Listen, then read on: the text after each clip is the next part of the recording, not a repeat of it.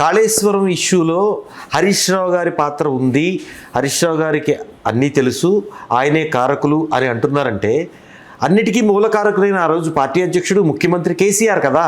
హరీష్ రావు అంటే కేసీఆర్ అన్నట్టే కదా డైరెక్ట్గా. నేను ఏమంటున్నా, కేసీఆర్ గారు ఇరిగేషన్ మినిస్టర్, దీదెన్ సీఎం, ఈ షుడ్ హెల్త్ రెస్పాన్సిబుల్. రెండోది ఎవరు? ఇరిగేషన్ మినిస్టర్ హరీష్ రావు గారు. ఇవాళ ఇంకా కొత్త ఎవిడెన్స్ కవిత గారి రూపంలో వచ్చింది, వారి కుటుంబ సభ్యులే అంటున్నారు అవినీతి జరిగిందని.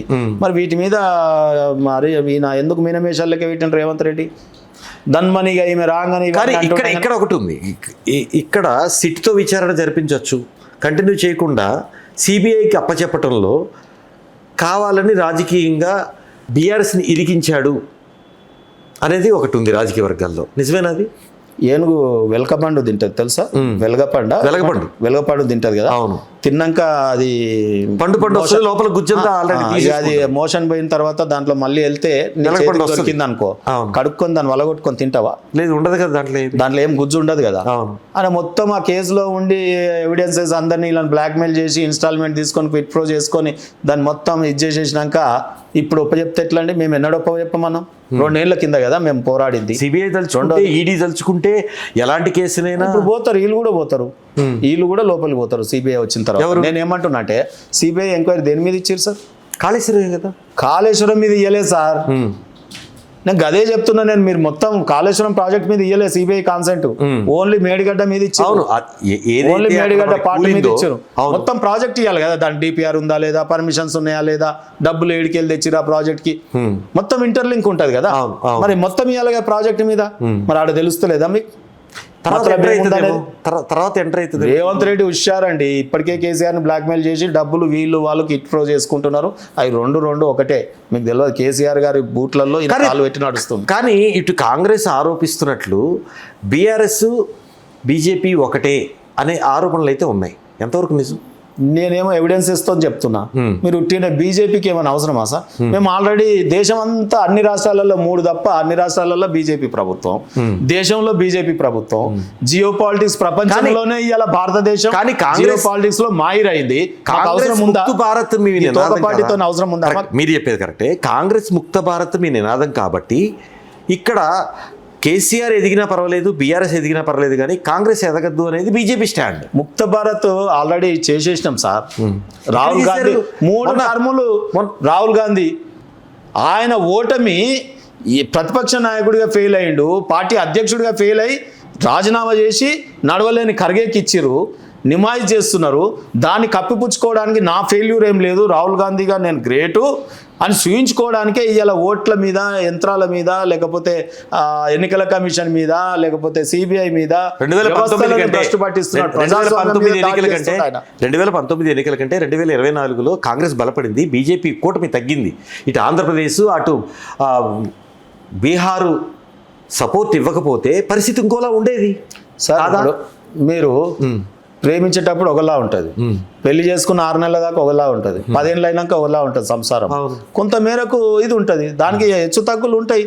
కానీ నడుస్తున్న ఈ రోజు ప్రధాన ప్రతిపక్షంగా ఇండియా కూటమి ఉంది, రేపు రాబోయే ఎన్నికల్లో ప్రధాన పోషించవచ్చు కదా దేశంలో మొత్తం. మళ్ళీ మీరు చూడండి, కన్యాకుమారి నుంచి కాశ్మీర్ దాకా మీరు ఎక్కడ పోయి చూసినా బీజేపీ ఉంటది.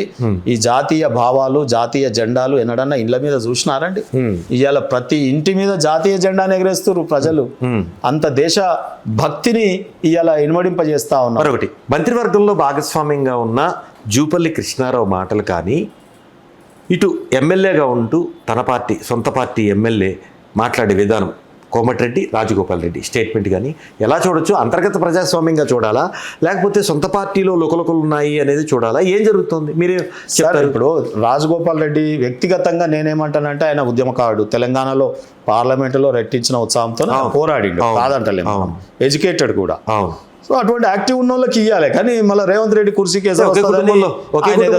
అదే డమ్మీలకు ఇచ్చుకుంటారండి. కానీ ఇటువంటి యాక్టివ్ ఉన్న వాళ్ళకి ఇయ్యరు. కేసీఆర్ గారు అయినా వీళ్ళైనా చదువుకోని వాళ్ళు. మీరు మంత్రివర్గం తీయండి, కేసీఆర్ మంత్రివర్గంలో చదువుకున్న వాళ్ళ సంఖ్య తీయండి. సో అట్లా అక్కడ ఈ డూడు బసవన్న లాంటి వాళ్ళకి ఇస్తారు వీళ్ళు. సో రేవంత్ రెడ్డి అయినా ఆయన అయినా ఇద్దరు కులపిచ్చితో వ్యవహారం చేసారు. అందుకనే ఈరోజు ప్రజలు బీజేపీ వైపు చూస్తున్నారు. ఇలా మా ఎంపీలను చూడండి, ఒక మహిళ అరుణ గారు ఎంత సీనియర్, ఈ రాష్ట్రానికి ఉపయోగపడేటటువంటి సర్వీసెస్ అనుభవం కలిగిన అరుణ గారిని ఎంపీ అయింది కదా. కొండా విశ్వేశ్వరరెడ్డి ఎడ్యుకేటెడ్, వాళ్ళ ఫ్యామిలీ లెగసీ అప్పుడు పోరాడినారు. కొండా మెడికల్ ఫీల్డ్ లో వాళ్ళు ఫేమస్. ఇప్పుడు మెడికల్ కాలేజీలు తెచ్చుకోలే, వాళ్ళు ముందే ఉన్నాయి. మల్లారెడ్డి లెక్క, కళరాజేశ్వరి వీళ్ళ లెక్క తెచ్చుకోలే. సో ఆయన ఎంపీ మళ్ళా రేర్ కమ్యూనిటీ మన తెలంగాణలో చెప్తానా, మన ఏది పాటిల్ గారు లింగాయత్ ఎంత బ్యూటిఫుల్ కమ్యూనిటీ అండి, వాళ్ళకు ఒక సీటు. ముదిరాజులకి ఈటల రాజేందర్ గారు, మళ్ళీ ఇంకో బీసీ మా ధర్మపురి అరవింద్ గారు, బండి సంజయ్ గారు లీడర్స్. ఏం లీడర్స్ అండి వాళ్ళు. ఆయన పసుపు బోర్డు సాధించిండు. బండి సంజయ్ గారు అయితే అసలు ఒక ముఖ్యమంత్రిని కేసీఆర్ దిగిపోవడంలో ఆయన రోల్ చాలా పెద్దది కదా. ఆయన పోరాటం వల్లనే కదా ముఖ్యమంత్రి దిగిపోయాడు.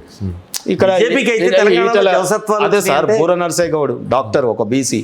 చూడండి ఎన్ని కులాలు, ఎన్ని మతాలు. రఘునందన్ గారు చెప్పిన పోరాట యోధుడు. బీజేపీలో ఎటువంటి నాయకులని డెవలప్ చేస్తుంది, కేసీఆర్ గారి టైంలో లేకపోతే రేవంత్ రెడ్డి గారు ఎటువంటి నాయకులని, ఎటువంటి లీడర్లని, ఎట్లా మంత్రివర్గము. మీరు చెప్పినట్లే బండి సంజయ్ వల్ల పార్టీకి తెలంగాణలో ఎవరు అవునన్నా కాదన్నా జీవసత్వాలు వచ్చినాయి, కమలం వెలుగుతోంది. ఆ టైంలో ఇప్పుడు పార్టీ అధ్యక్షుడిగా యాక్టివ్గా ఉండే పర్సన్ కాకుండా రామచంద్రరావు గారు లాంటి వాళ్ళకి ఇవ్వటాన్ని అనేక మంది విమర్శించారు. దానికి ఉదాహరణగా దాన్ని విభేదిస్తూనే గోషామహల్ ఎమ్మెల్యే కూడా రాజీనామా ఇవ్వటం జరిగింది. వెంకట్ గారు ఏమంటారు ఆయన గురించి? జర్నలిస్ట్గా మీరేమంటారు? నేనేమంటున్నా, రామచంద్రరావు గారు ఎప్పటి నుంచి కాదండి, మేము అడిగే ప్రశ్నలకు జవాబు 20 సంవత్సరాల నుంచే తెలుసు. 20 సంవత్సరాల నుంచే ఏమని తెలుసు ఆయన? నాకు ఎమ్మెల్సీగా తెలుసు, అడ్వకేట్గా తెలుసు, జర్నలిస్ట్గా తెలుసు. నేనేం చెప్తున్నా అయిపోయిందా? చెప్పండి. ఆయన గురించి మీరే చెప్పారు కదా, చెప్పండి. 3 రోల్స్ లో విజయం ఉందా లేదా? అడ్వకేట్ గా మీరు పోయి అడగండి.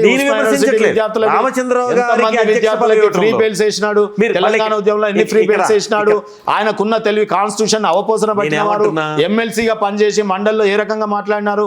ఇలా జాతీయ భావాలు కలిగి నేషనల్ పార్టీలో ఒక ప్రెసిడెంట్ కావద్దా అండి? కాదు, నన్ను మీరు అక్యూజ్డ్ చేస్తున్నారు. నేను అక్యూజ్డ్ చేయట్లేదు, నేను అడుగుతున్నా. నేనేమంటున్నా అంటే రామచంద్రరావు గారికి అధ్యక్ష పదవి ఇవ్వటంలో నాకు ఎటువంటి విభేదం కానీ, నాకు పర్సనల్ కానీ ఏం లేదు. మీ గోషామహల్ ఎమ్మెల్యే దాన్ని కోడ్ చేస్తూ ఆయన రాజీనామా ఇచ్చారు. మీరే అన్నారు బండి సంజయ్ గారు యాక్టివ్గా చేశారని. తెలంగాణ సమాజం మొత్తం చూసింది, అన్ని రకాల రాజకీయ పార్టీలు చూసాయి. తెలంగాణ ముఖ చిత్రమే మార్చింది. మనము ఈ జిహెచ్ఎంసీలో 47 మంది భారతీయ జనతా పార్టీ సభ్యులు కూర్చున్నారంటే, డివిజన్ నుంచి 47 డివిజన్లు కూర్చున్నారంటే ఆయన పాత్ర అనన్య సామాన్యం. ఆయన కార్పొరేట్ స్థాయి నుంచి ఎదిగినా కూడా ఆర్ఎస్ఎస్ భావజాలంతో బీజేపీ సైనికుడిగా ఆయన చేశాడు. అలాంటి వ్యక్తిని అధికారంలో రావటానికి సౌత్లో కొత్త తహతహలాడుతున్న బీజేపీ అలాంటి వ్యక్తిని కాదని రామచంద్రరావు గారు ఎందుకు ఇచ్చారనేది రాజకీయ విశ్లేషకుల భావన. అన్నారు కదా, రామచంద్రరావు గారి గురించి నాకు తెలిసిన కాడికి ఒక లాయర్ని నేను, వారు లాయరు, మా బార్ అసోసియేషన్లో ఉన్న వాళ్ళు ఎమ్మెల్సీ ఉన్నప్పుడు పార్టీలకు అతీతంగా అందరు అడ్వకేట్లు ఓటేసి ఎమ్మెల్సీగా గెలిపించారు. అవును, అది వారి మంచితనం. అవును, మరి అక్కడ విజయం చూడట్లేదు మీరు ఎందుకు? ఇవాళ అడ్వకేట్స్ అందరూ కూడా మన రామచంద్రరావు గారు అంటున్నారు. రాష్ట్రం మొత్తం అంత హంబుల్గా ఉంటారు, యాక్సెసబుల్. ఇప్పుడు ఫోన్ చేయండి, రా అంటారు, ఫోన్ ఎత్తుతారు. ఇంతకన్నా నాయకుడికి లక్షణాలు ఏం కావాలి? కాన్స్టిట్యూషన్ గురించి మరి ఆయన వ్యక్తిగత కారణాలతో హైకోర్టు పోయి అడగండి. వారు బార్ మెంబర్ గా చేస్తున్నారు. అదే రకంగా మా అసోసియేషన్స్ అన్ని వారు వెనక రాలి అని వీళ్ళే కాదండి. ఆ రోజు ఏబీవీపీకి రాడికల్స్ కి గొడవలు అవుతుంటే ధీరోత్తముడిగా ఆ యూనివర్సిటీలో జరిగినటువంటి గొడవలలో ఒక లాయర్గా చదువుకొని, చదివేటప్పుడు పోరాటమే కాకుండా లాయర్గా కూడా ఆ విద్యార్థులను కాపాడేటటువంటి భూమిక పోషించినారు. ఏబీపీ లీడర్ గా రాణించినాడు, బీజేవైఎం లీడర్ గా రాణించినాడు, పార్టీలో సెక్రటరీగా రాణించినారు, పార్టీ స్పోక్స్ పర్సన్ గా రాణించినారు. మీ మీడియాలో గిన్ని లక్షణాలు ఉన్న వాళ్ళకి ఒక అవకాశం వస్తే గింత ఏడిపోయింది. కానీ ప్రతిపక్షాలు ప్రేరేపిస్తున్నాయి అవి. మీరు కాదు, భయపడిపోతున్నాయి. రేవంత్ రెడ్డి గారు, కేసీఆర్ గారు, కేటీఆర్ గారు ఏంటంటే రామచంద్రరావు గారు చదువుకున్న ఆయన, తెలివి ఉన్నది. ఇప్పుడు రేవంత్ రెడ్డి ఒక కాన్స్టిట్యూషన్ లో ఒకటి చెప్పమనండి, ముఖ్యమంత్రి పదవి ఉండి రామచంద్రరావు గారు మాట్లాడతారు. ఇద్దరు అమెరికాలో డిబేట్ జరుగుతుంది కదా, ఏది ఇద్దరు ప్రెసిడెంట్లకి, అట్లా నిలబెట్టి రేపు రామచంద్రరావు గారిని, కేటీఆర్ ని, రేవంత్ రెడ్డిని నిలబెట్టి ఛాలెంజ్ చేస్తున్న ముగ్గురుతో మీ జర్నలిస్టుల సంఘం అంతా ఒక మీటింగ్ పెట్టుర్రి. రామచంద్రరావు గెలుస్తాడా డిబేట్ లా, వాళ్ళు గెలుస్తారా చూద్దాం. రామచంద్రరావు పై చేయాలి మళ్ళా. అటువంటి నాయకుడు ఇలా బీజేపీ అందరిని అందిస్తుందండి. కిషన్ రెడ్డి గారు చూడండి, అతిపెద్ద ప్రజాస్వామ్య భారతదేశానికి క్యాబినెట్ మినిస్టర్ అయినాడు ఆయన, తెలంగాణ బిడ్డ. అవును. ఫైనల్ గా తాడూరి శ్రీనివాస్ గారు, జిహెచ్ఎంసీ ఎన్నికల్లో మీ మార్క్ ఎలా ఉండబోతోంది? మా మార్క్ మేయర్ సీట్లో మేము ఉంటాం. దారుస్సలాం నుంచి చెవులు విండి అప్పుడు అక్కడి నుంచి పరిపాలనని జిహెచ్ఎంసీ ఆఫీస్కి తీసుకొచ్చి చాలా పట్టణ ప్రజలకి, ఇక్కడ ఉన్నటువంటి కోటి మీద పైచిలుకున్నటువంటి ప్రజలని, ఇలా వరదలలో కొట్టుకుపోతున్న ప్రజలని అందరినీ కాపాడి ఇలా జిహెచ్ఎంసీలో జెండా బల్దియా మీద రెపరెపలాడు. కోయిలేషన్లో జెండా ఎగురుతుందా బీజేపీది, సింగిల్గా ఎగురుతుందా అంటే ఏం చెప్తారు సార్? చూసుకొని నేను ఒక ముఖ చిత్రం మీకు చెప్తా. జెండా విషయం మీరు అడిగినారు కాబట్టి, అది జెండా ఏ కోట మీద అయినా కావచ్చు, అది ఎర్ర కోట అయినా కావచ్చు, రేపు గోల్కొండ కోట అయినా కావచ్చు, రేపు బల్దియా బిల్డింగ్ అయినా కావచ్చు, భువనగిరి కిలా అయినా కావచ్చు, ఎందెందు వెతికినా రేపు బీజేపీ పార్టీ జెండా రెపరెపలాడుతుంది. మేము ప్రభుత్వం వస్తుంది, మీరు కూడా రేపు జర్నలిస్టులు అందరూ కూడా మీ బాధలన్నీ కూడా పట్టించుకుంటాం మేమే. థ్యాంక్ యూ అండి తాడు శ్రీనివాస్ గారు. Thank you.